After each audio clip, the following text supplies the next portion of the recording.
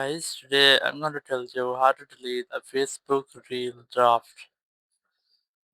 If you're using Facebook and you want to delete your draft reel, so let's see how you can do that. You just have to simply open your Facebook.